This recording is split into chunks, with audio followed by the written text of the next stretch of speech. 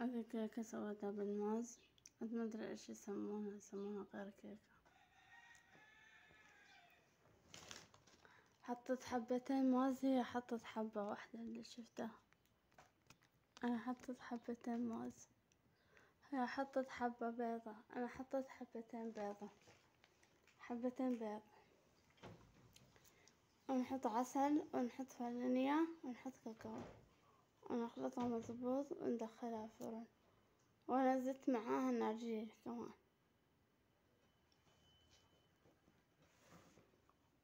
ولبن زبادي مع شوفان.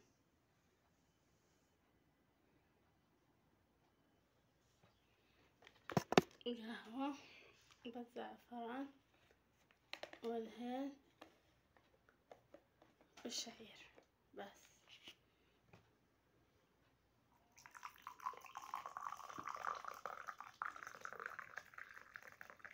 قهوة أبوي بس أنا زدت الزعفران يزبطها كذا. أول في الفنجان صبيته أول،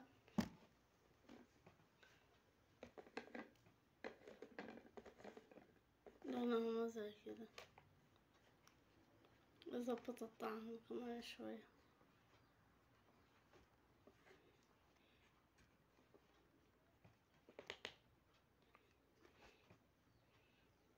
شعير وهيل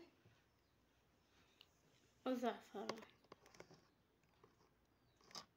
الطعم متناسق طعم.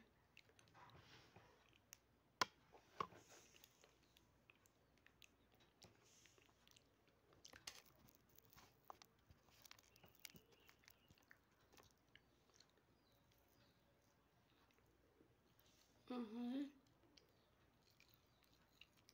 زي الكيك.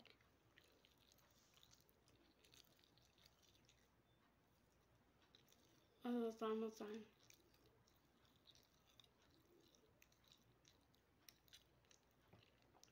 في باللبن الزبادي وفي بالموز، في باللبن الزبادي وجبن كيري وجبن مثلثات قطعتين، حبة بيضة، فانيليا. في بالموز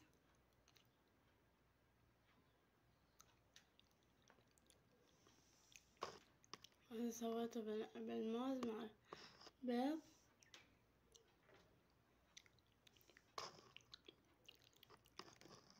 وكاكاو وفانيليا بس، وزدت نارجيل.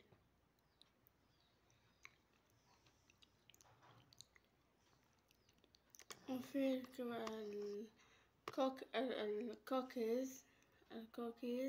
الكوكيز لكن بدون بيض، بالطحينة، الموز، طحينية وموز وإيش كمان وكاكاو.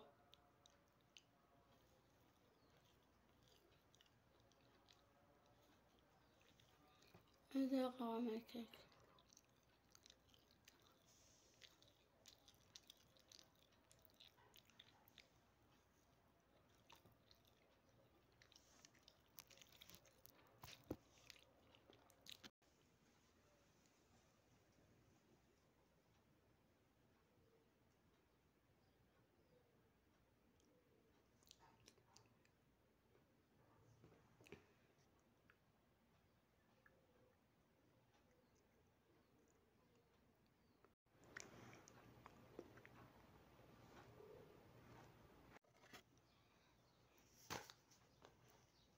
لقد كفى الله المؤمنين القتال فهزم الأحزاب بوسيلتين: الأولى تسخير الله نعيم بن مسعود ليخذل الأحزاب، والثانية الرياح الهوجاء الباردة دور نعيم بن مسعود. روى ابن إسحاق والواقدي وعبد الرزاق وموسى بن عقبة أن نعيم بن مسعود الغطفاني أتى النبي صلى الله عليه وسلم مسلما، وعرض عليه أن يقوم بتنفيذ أي أمر يريده النبي صلى الله عليه وسلم، فقال له: إنما أنت رجل واحد فينا، ولكن خذل عنا إن استطعت، فإن الحرب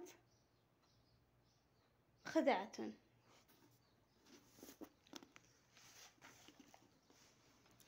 وقبل أن يعرف إسلام نعيم أتى بني قريظة فأقنعهم بعدم التورط مع قريش في قتال حتى يأخذوا منهم رهائن لكي لا يولوا الأدبار ويتركوهم وحدهم يواجهون مصيرهم مع المسلمين بالمدينة.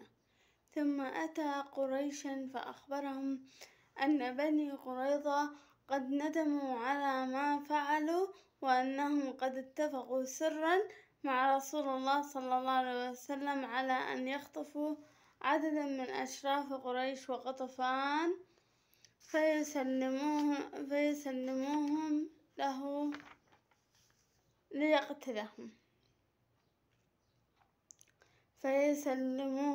له ليقتلهم دليلا على ندمهم. وقال لهم: فإن أرسلت إليكم يهود يلتمسون منكم رهنا من رجالكم فإياكم أن تسلموهم رجالا منكم. ثم أتى غطفان وقال لهم مثل الذي قاله لقريش، وبذلك زرع بذور الشك بينهم، وأخذ كل فريق يتهم الفريق الآخر بالخيانة.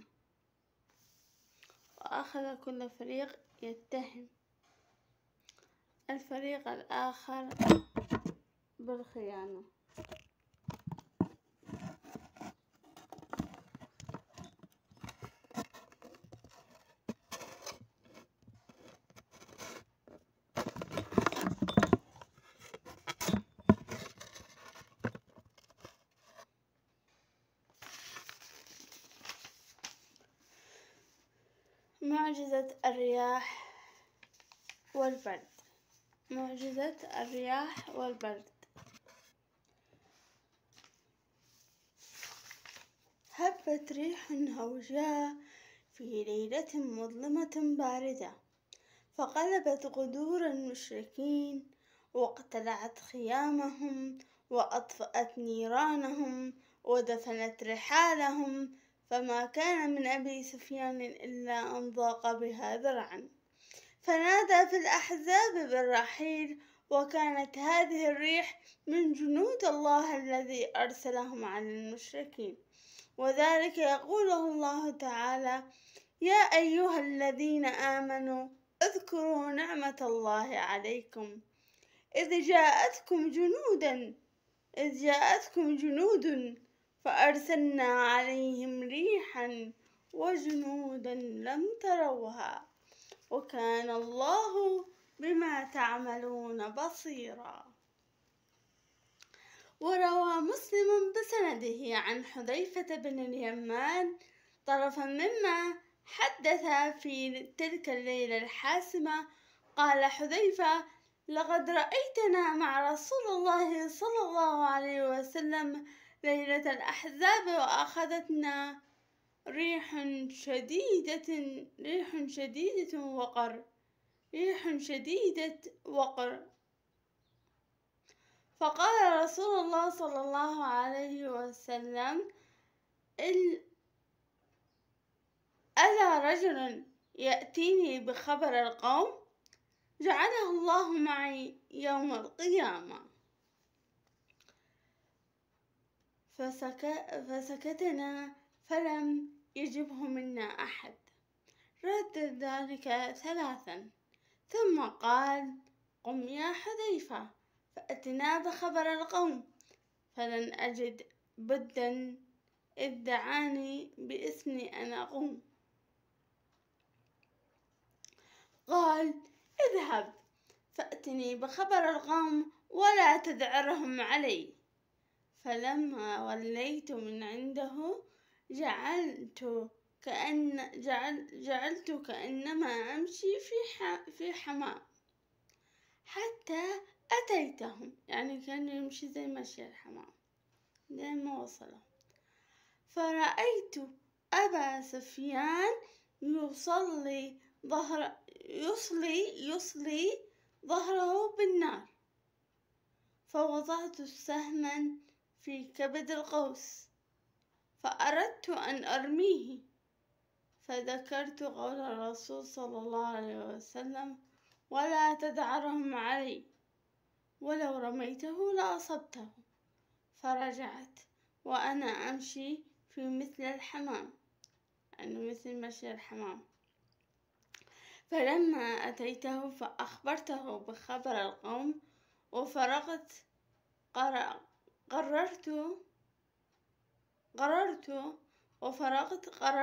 قررت فألبسني رسول الله صلى الله عليه وسلم من فضل عباء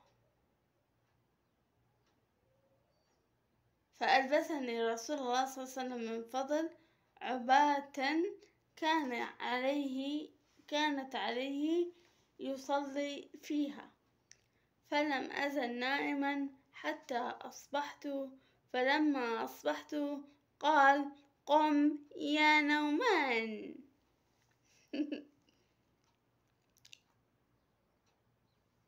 وزاد ابن إسحاق في روايته لهذا الخبر: فدخلت في القوم والريح وجنود الله تفعل بهم ما تفعل، لا تغر لهم قدرا ولا نارا ولا بناء. فقام أبو سفيان فقال: يا معشر قريش، ينظر امرؤ من جليسه. فأخذت بيد الرجل الذي كان إلى جانبي فقلت له: من أنت؟ قال: فلان بن فلان. ثم قال أبو سفيان: يا معشر قريش، إنكم والله ما أصبحتم بدار مقام، لقد هلك الكراع والخف، وخلفتنا بنو قريظة، وبلغنا عنهم الذي نكره، ولقينا من شدة الريح ما ترون، فارتحلوا فإني مرتحل. وفي رواية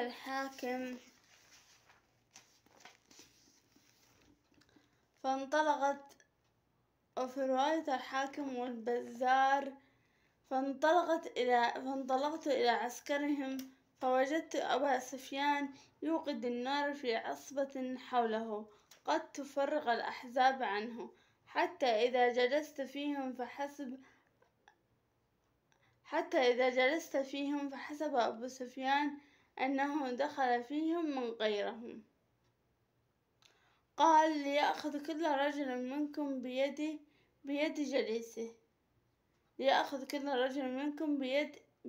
جليسه. فضربت بيدي على الذي يميني وأخذت بيده، ثم ضربت بيدي على الذي عن يساري فأخذت بيده فلبثت هنية، ثم قمت فأتيت رسول الله صلى الله عليه وسلم. قلت: يا رسول الله، تفرق الناس عن أبي سفيان، فلم يبقى إلا عصبة توقد النار، قد صب الله عليه من البرد مثل الذي صب علينا، ولكن نرجو من الله ما لا يرجون. وختم الله هذا الامتحان الرهيب بهذه النهاية السعيدة، وجنب المسلمين شر القتال. قال الله تعالى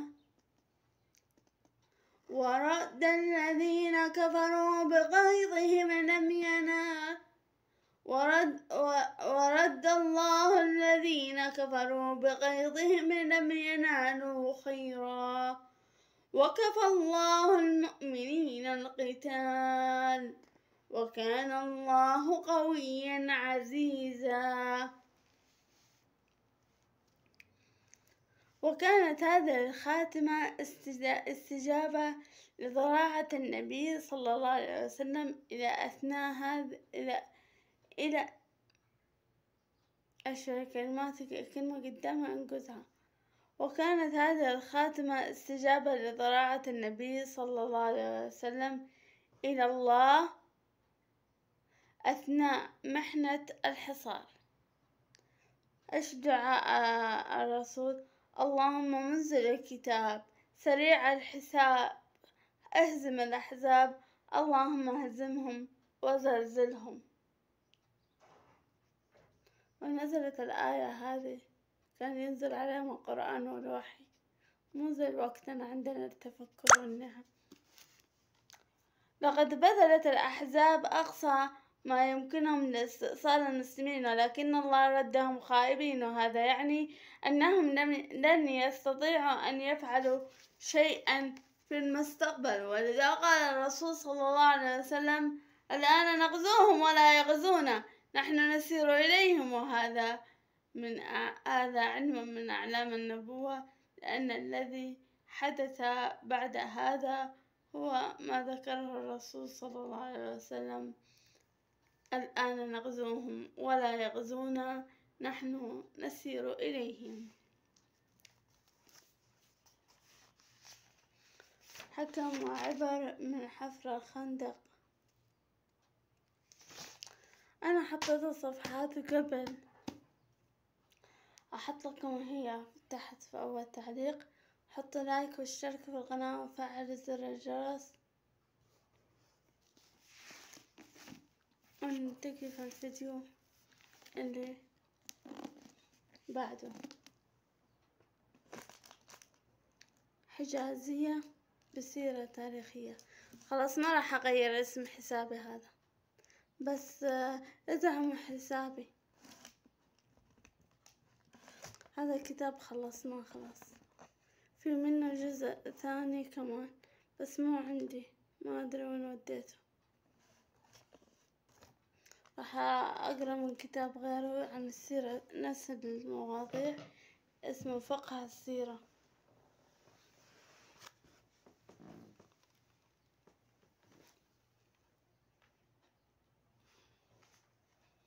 حطوا لايك واشتركوا في القناة، وصلنا 1000 مشترك في حساباتي الثلاثة كلها. شوفوا حساباتي فوق في الروابط، اشتركوا فيها.